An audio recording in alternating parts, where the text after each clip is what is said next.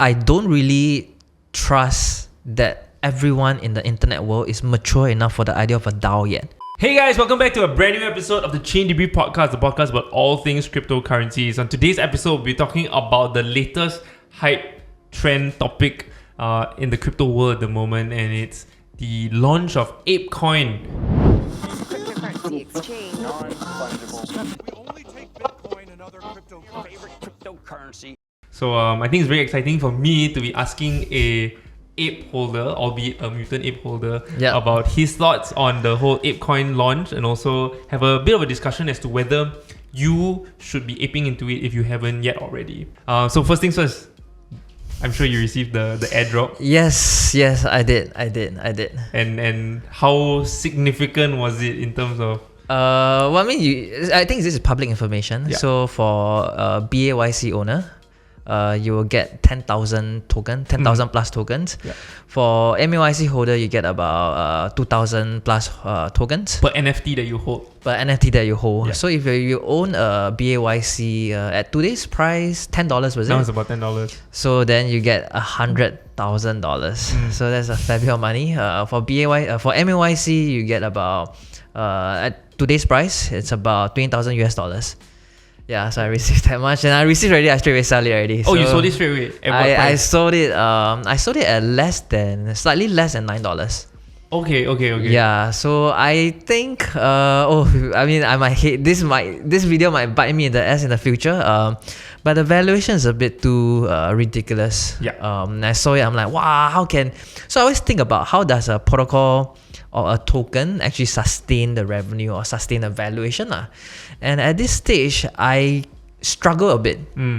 How can they just create, the value straight away? And I couldn't put myself behind the valuation that's trading. I think it's at $3-4 billion right now, which is a bit too expensive already. It's too crazy expensive. for a brand new coin also. Correct. Yeah, I think there was someone that did a calculation at this peak of like when it was like $13, $14, right? I think it was at $4-5 billion market cap. The market cap of ApeCoin at that stage, right, is the total combined market cap of like Aave, Maker, Compound, all of it, all combined together, all the DeFi protocols which are generating revenue, all combined together is still cheaper than what ApeCoin was trading at. Like I just can't. So I sold everything, and I hope that it might come down to a more realistic valuation. Which is to you roughly? Wow, I think Not sure what that looks like. I'm not too sure. I think at the current market right now, I think it's less than $1 billion. Yeah. Which is probably, I actually don't know. I think $5, $4. Maybe I'll think like, okay, I think this is fair given their growth, given the position they are in. I think that's fair.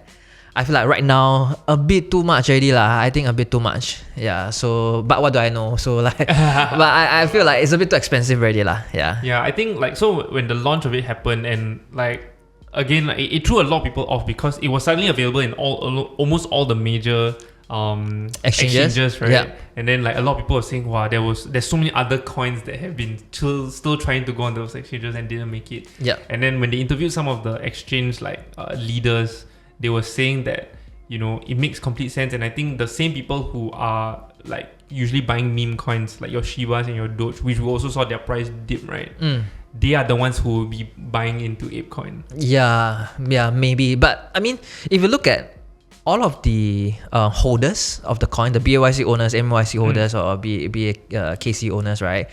They are actually whales themselves. So like they are not really, the BAYC holders are not really flipping it and whatnot. So they are in it for the tokens. The governance and all those. I think there's some. The community is actually very powerful. The BAYC community, right? So I think there are some merits or like advantages to holding the token, because all of this influential people or like powerful people, right, they can do a lot of stuff together actually. Okay. So actually the growth potential for the ApeCoin is there, but at the current stage of the valuation, I feel like it's a bit too rich for me to just hold it right now lah. Like especially given right now it's a bear market right now.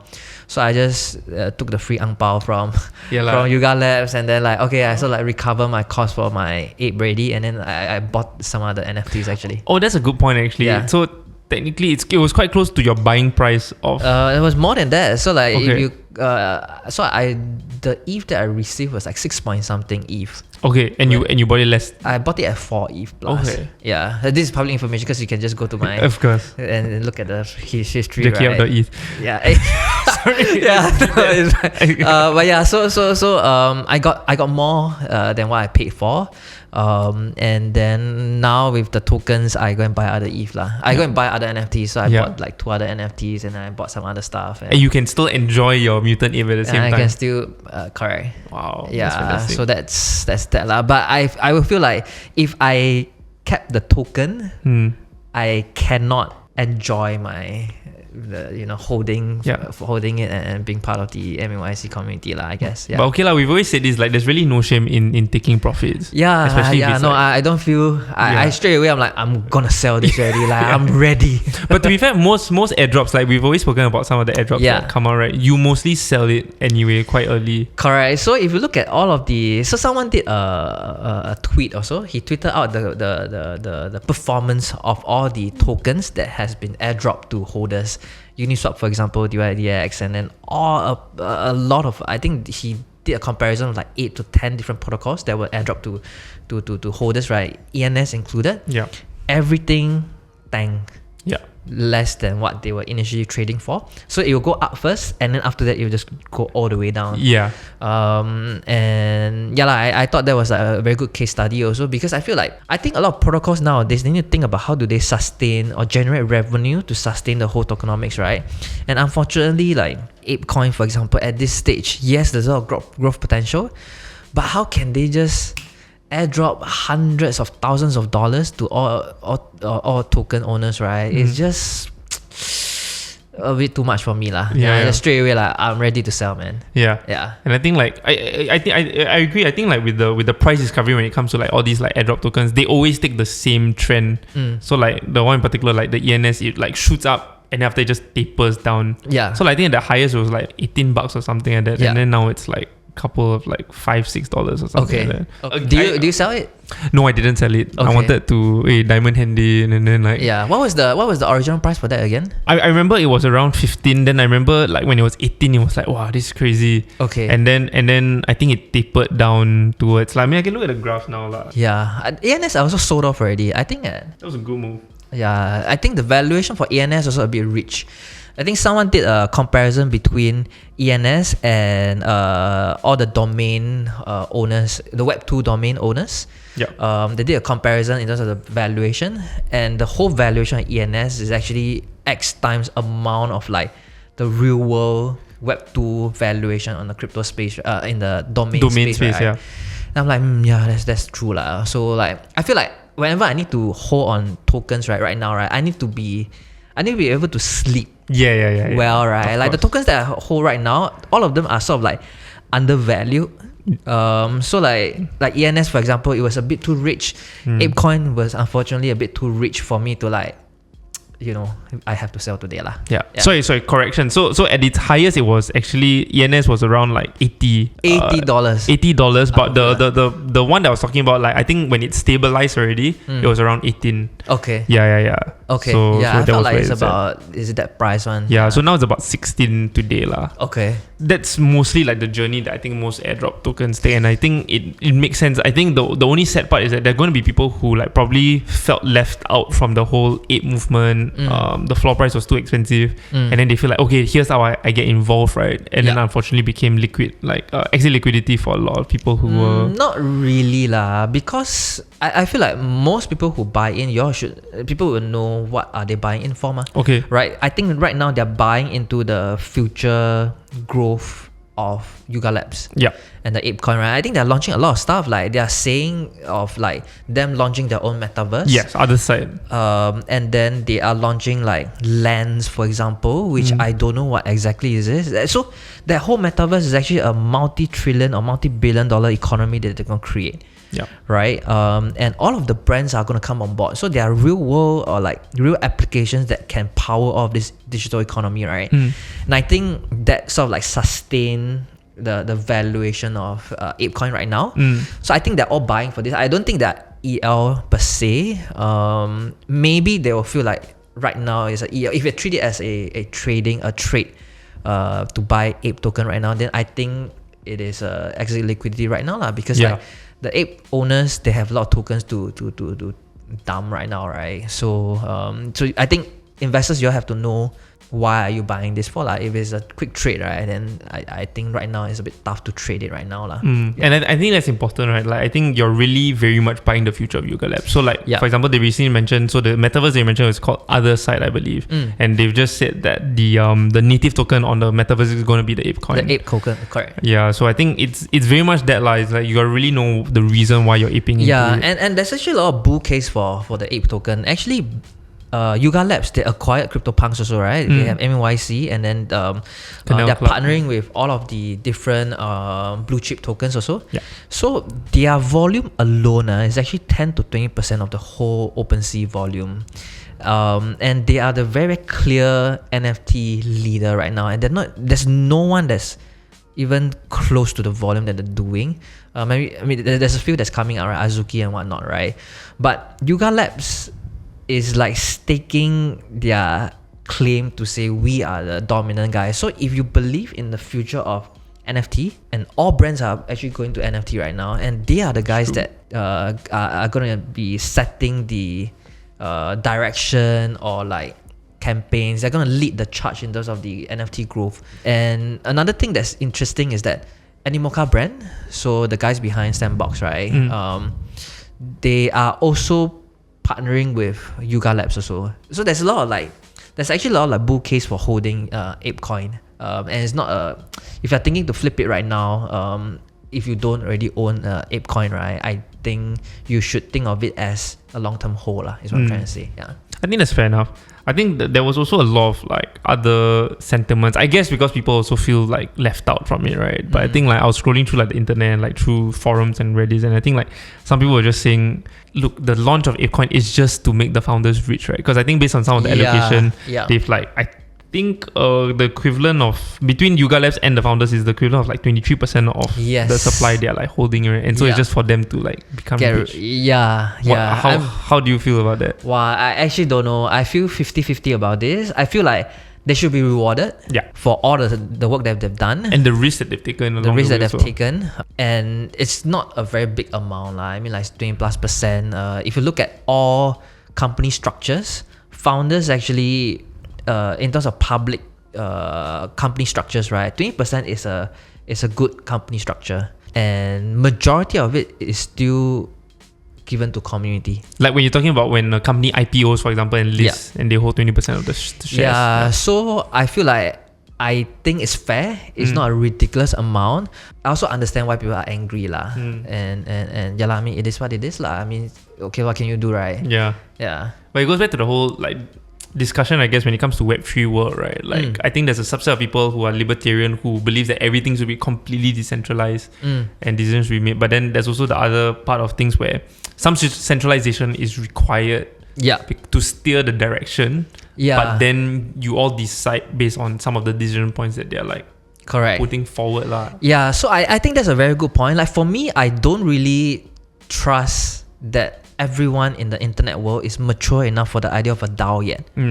I feel like most successful company or all successful companies, right, you can structure as a DAO, but you still need a core team to make the decision or like think about what's the best way to move forward. And then how do you then incentivize them with enough stake such that they will, I guess, contribute to the best of their ability to the DAO, right? Which is why I think you need to give some stake to the founders, so like they get 20+%, right? I think it's I think they are the guys that know, and they know the company inside out, the brand vision inside out, and you have to incentivize them to continue to build whatever that they have built, right? The rest of the, the 70+%, right? I think that one can be community, but you still need to give them some incentive to run the DAO lah. That's actually a good point. Like, you need to give them a big enough stake so that they feel constantly motivated to continue to build it, right? I think the other thing also is that given all the partnerships that they've built along the way before they got here, those relationships are held by these guys. And so then similarly with brands, obviously they might want to work with the Ape brand still, but those relationships are held with these current set of founders also lah. So you kind of need that level of like that core team to keep it going. Yeah, I completely see that. So I think speaking of ApeCoin, what's interesting also is that Time Magazine, for example, one of the biggest magazines in the world, have announced that they're going to be accepting like ApeCoin for their subscription. Yeah. Which then leads me, because it's all about pivots, to Vitalik Buterin, who is on the cover of Time Magazine. Yeah. How long have Web3 have come along that finally the founder of Ethereum took this long to appear on Time Magazine? Yeah. But he made a lot of very interesting comments, I thought. So like obviously he built Ethereum and he's very aware that what he built he can't really influence, right? He can't control. He realized that it was not moving in the direction that he wanted to, and so he's not going to control it. Like using centralization, he's doing it through public appearances and to say what his opinion of Ethereum and blockchain should be, right? And I think it was quite interesting that he mentioned that he actually isn't a fan of like the whole NFT craze. I think he even called out like the Bored Ape movement. His exact phrase was, "It is now it's closer to gambling rather than anything like useful in particular lah." Right. So like I was looking at what he meant, and a lot of his vision for Ethereum is quite idealistic, right? He actually built Ethereum so that it could be the launchpad for things like fairer voting systems, to actually help urban planning, universal basic income, public works projects and things like that.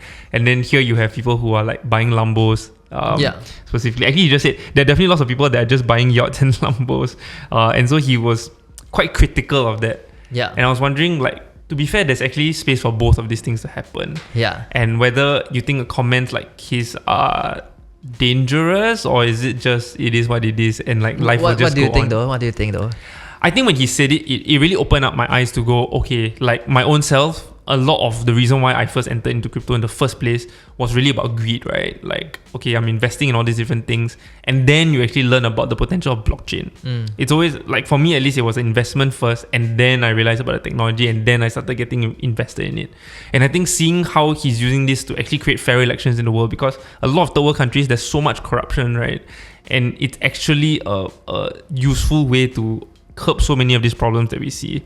I think to me, suddenly, I feel like all of my greed, right? I feel ashamed of it, you know? I don't know if it's the right thing to do, maybe I'm so idealistic also, but suddenly I'm like, wow, I'm a believer of you, Vitalik, like lead me, you know?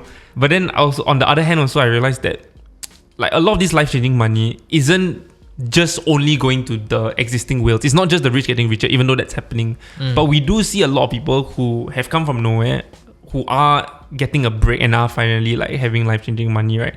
So that's still possible. So sorry, that's a long-winded way of me saying I'm very conflicted with the whole thing. Yeah. Okay. Well, I mean, you're right. So there will always be the good apple and the bad apples lah. Like, yes, as much as you can build a platform for, it's like social media lah, right? So you build a platform for good, for example, for voice, for example, like Facebook, for example, right?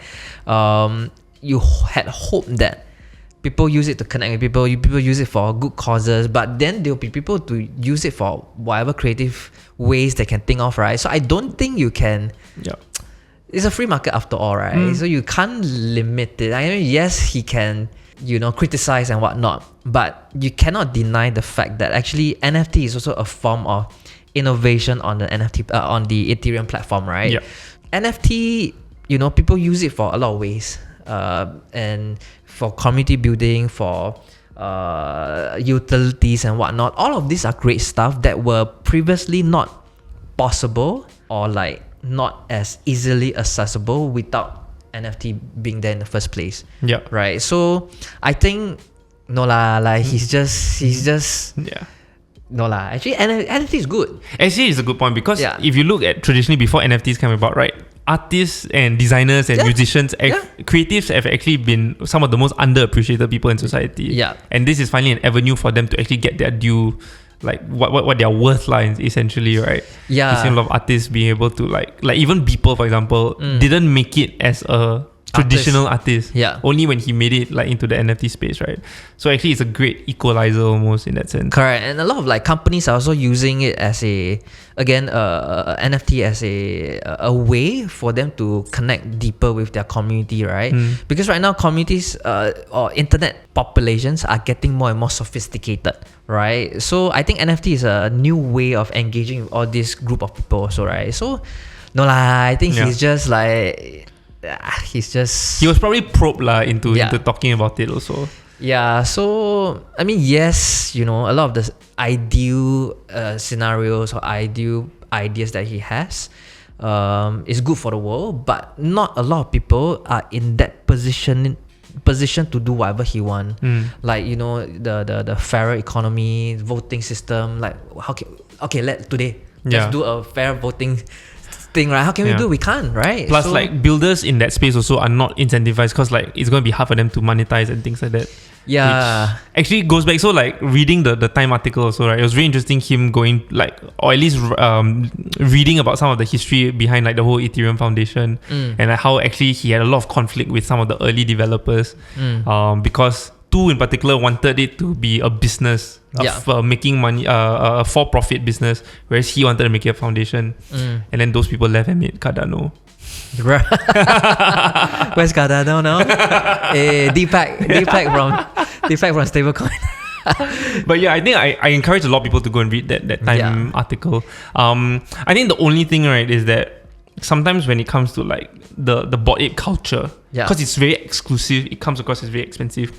It may seem like a turn off to a lot of people in the public. Yeah. And when you have comments like this, I think it's important just when you have two different extremes for the public to kind of just see where the middle ground is, right? Blockchain isn't just about getting people to get rich quick. There's actually all these different like use case and utility lah. And I think it's important to have that figurehead come out and say this kind of things. Yeah, the accessibility part, I also wanted to share a little bit of my thoughts on that. Like initially, BAYC was created. How they were successful is because they were CryptoPunks, right? CryptoPunks were the inaccessible one. Hence, BAYC say, okay, let's launch a collection for the community, and they launch it at 0.08 ETH at a very, very low barrier so that more people can be part of the NFT community. And because of the limited collection right now, the community became very successful and desirable, and hence the floor price increased. I don't think they had they had intended it to be that way. I mean, it wasn't by design to be exclusive. So I feel like right now they're also in a very it's not a state that they want to be, which is why I think they launched MAYC, and then they launched the Kernel Club, right? And then now they launched the token so that more people can be part of the ecosystem. I don't think they have intended to create a multi-million-dollar collection. Yeah, okay, fair enough. There's a lot of bull case for the Ape token. I think if you look at Yuga Labs, right, actually they are very good at execution. They are very good. Like, wow, I think they teased a lot over the last few days or so. And then they did like community AMAs, which I didn't really participate. After the coin was launched, then they spoke about the other side, right, the metaverse, right? And then there were community members talking about land sale and airdrops and whatnot, right? And I wouldn't be surprised over the next few days, right? This is gonna happen already. Wow. Yeah, so actually I'm also a bit conflicted, to be completely honest. So you have to make your own call, is what I'm trying to say. Right now, in terms of valuation, I still feel like it's too expensive already.